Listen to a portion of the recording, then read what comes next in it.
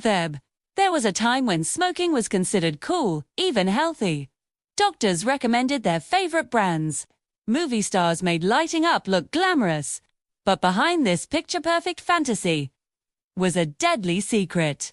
By the mid-20th century, cigarettes had become a billion-dollar industry, woven into the fabric of daily life. But doctors started noticing a terrifying trend: an explosion of lung cancer cases. A disease once considered rare, now appearing at an alarming rate. The connection seemed undeniable, but the industry was just getting started. In December 1953, the heads of America's biggest tobacco companies gathered for a secret meeting at the Plaza Hotel in New York. Though their problem wasn't the mounting evidence of harm, it was the threat to their profits. Their plan wasn't to make cigarettes safer, but to protect their bottom line, no matter the human cost.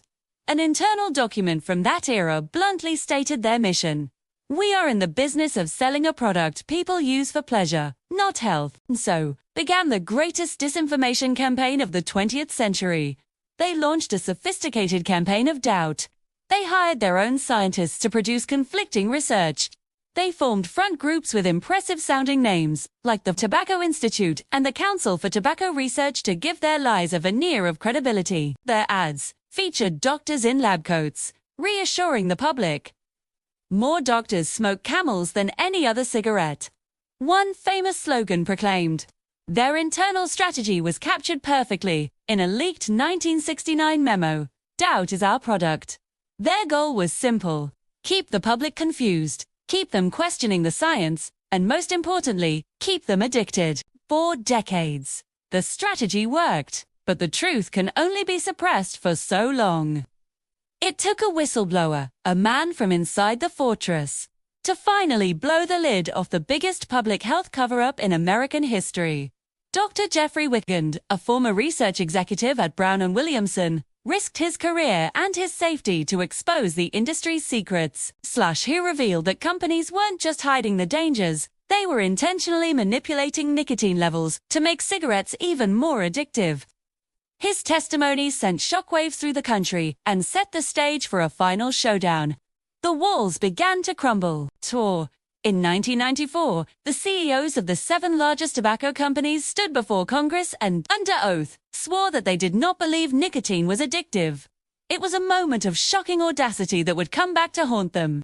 Leaked internal documents, thousands of pages of them, proved they had known about the addictive nature of nicotine and the cancerous effects of their products for decades. Finally, in 1998, the industry was forced into a historic settlement, agreeing to pay over $200 billion to states to cover healthcare costs.